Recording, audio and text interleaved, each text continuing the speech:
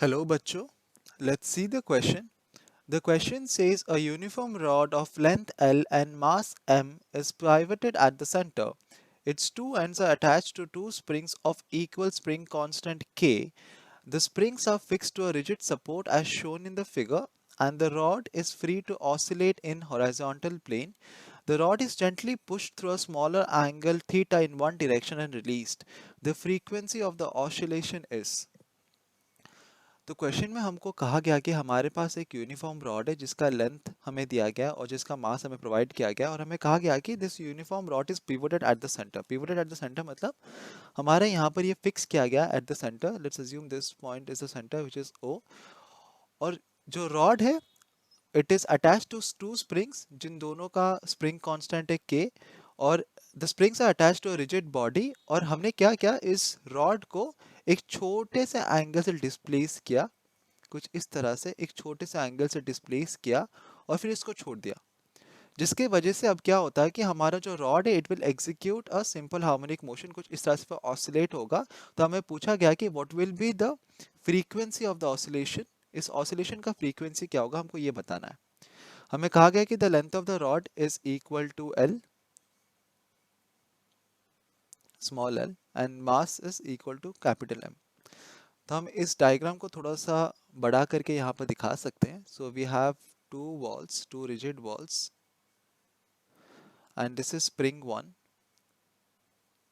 और हमने रॉड को कुछ इस तरह से डिस्प्लेस किया है, and this is spring two. और हम एज्यूम करते कि इनिशियली हमारा जो रॉड था वो इस पोजीशन पे था, कुछ इस तरह से था, एंड दिस हमने इसको थीटा एंगल से डिस्प्लेस किया, एक स्मॉल एंगल थीटा से डिस्प्लेस किया. डायग्राम में ये दिख नहीं रहा बट हम एज्यूम करते हैं कि that this is intersecting at half way point, which means that this length is equal to L by 2 and this length is also equal to L by 2. और हमने इसे एक छोटे से एंगल से डिस्प्लेस किया that is equal to theta. और ये हमारा ओरिजिनल पोजीशन है and this is the axis of rotation. यह हमारा ओ जो है वो है हमारा एक्सिस ऑफ रोटेशन. इसके अराउंड पिवट होके हमारा जो हमारा रॉड है वो हमारा ऑसिलेट कर रहा है. ठीक है. हम एज्यूम करते हैं कि हमने जो इसको छोटा सा डिस्प्लेसमेंट दिया है in terms of distance it is equal to X. ठीक है. तो ऑब्वियसली जब हम ये हमारा अगर ओरिजिनल पोजीशन है ऑफ द रॉड एंड उसको हमने कुछ इस तरह से डिस्प्लेस किया बाय एन एंगल थीटा, तो this will be the arc length. And हमें पता है कि द आर्क लेंथ, और क्योंकि assuming that theta is very small, we can say that the arc is almost equal to a straight line, is almost equal to a straight line. और इस straight line का हम जो distance है वो assume करते हैं this to be equal to x, to be equal to x. Then x will be equal to how much? X will be simply equal to L by 2 theta. L by 2 क्या है? इस arc का radius है, और ये radius कितना है? L by 2 हमने यहाँ पर मेंशन किया L by 2, तो ये x हो जाएगा L by 2 थीटा. इतना हमारा जो रॉड है वो डिस्प्लेस कर रहा है. तो अगर हमारा रॉड इस तरफ डिस्प्लेस करेगा, then because of the property of the spring would try to bring it back to its original position by providing a counter restoring force. यहाँ पर एक रिस्टोरिंग फोर्स लगेगा F, और ये रिस्टोरिंग फोर्स कितना होगा due to the spring? F restoring हम लिख सकते हैं यहाँ पर, ये हो जाएगा equal to the spring constant multiplied with the displacement. So F restoring कितना हो गया? ये हो गया हमारा सिंपली के एल थीटा बाय 2. ये हमारा रिस्टोरिंग फोर्स होगा, और ये रिस्टोरिंग फोर्स हमारे दोनों एंड में लगेगा. रिस्टोरिंग फोर्स यहाँ पर टुवर्ड्स द लेफ्ट लगेगा और नीचे की तरफ हमारा restoring force towards the right लगेगा. ठीक है. अब हम मूव करते हैं टुवर्ड्स टॉर्क. अब हम टॉर्क की बात करेंगे यहाँ पर.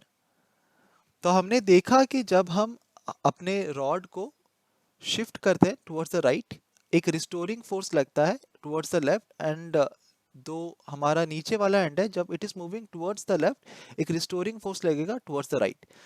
सो हम देखते हैं कि दो रिस्टोरिंग फोर्सेस लग रहे हैं in opposite direction and they will constitute a torque. So we can write here the two opposite but equal opposite but equal restoring forces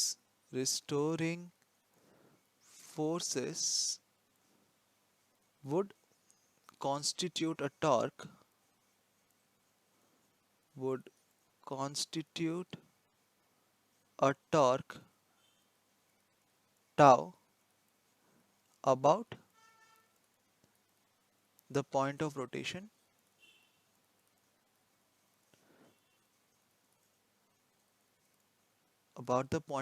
और हमारा पॉइंट ऑफ रोटेशन क्या है, ये O, क्योंकि ये हमारा जो रॉड है it is pivoted around the point O, so that will be the point of rotation.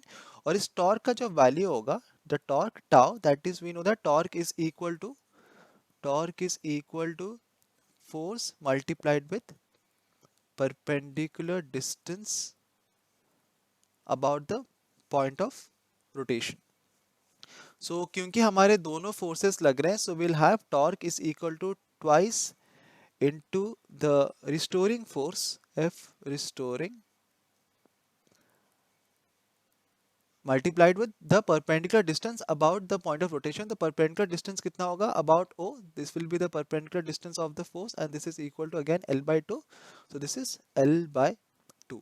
तो हमको मिलकर जो टोटल टॉर्क एक्ट होगा on the rod that is equal to 2 multiplied with k L theta by 2 multiplied with L by 2, so 2 और 2 यहाँ पर cancel हो जाएगा and we get that theta tau is equal to k L theta by 2, k L square theta by 2।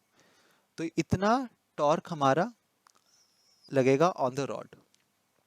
But हमें पता है कि the torque acting in this case is equal to I alpha, but for this we know that torque is equal to I times alpha।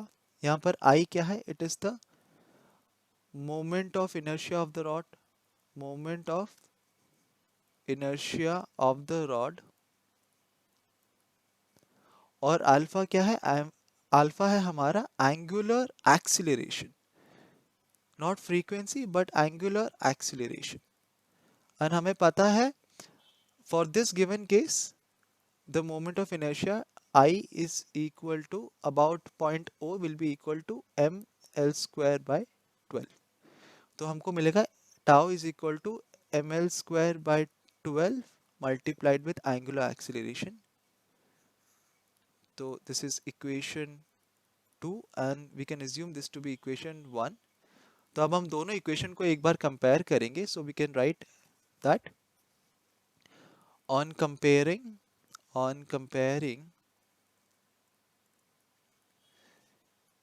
equation 1 and 2 we get, तो एक side में है हमारा product of moment of inertia and angular acceleration, so we have ml square by 12 multiplied with alpha, और दूसरी side में हमको मिला कितना, हमको मिला था टॉर्क इज इक्वल टू के एल स्क्वायर थीटा बाय 2। तो एल स्क्वायर और एल स्क्वायर यहाँ पर कैंसिल हो जाएगा, 2 1 एंड 6।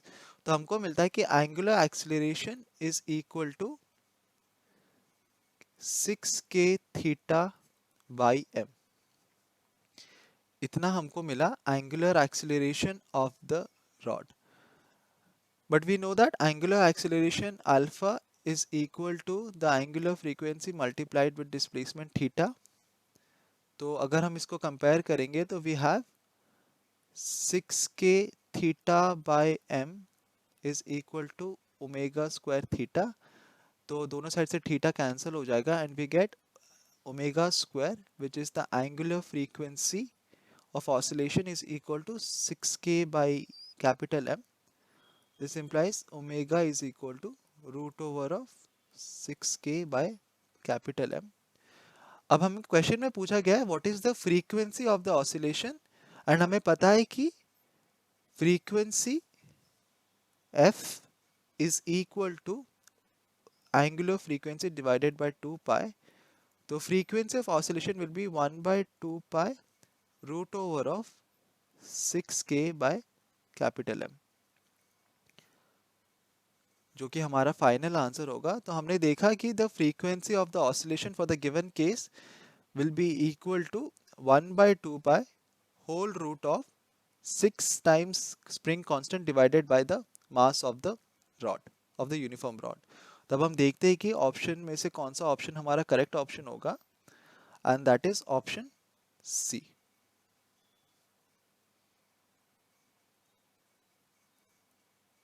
सो ऑप्शन सी हमारा करेक्ट ऑप्शन है.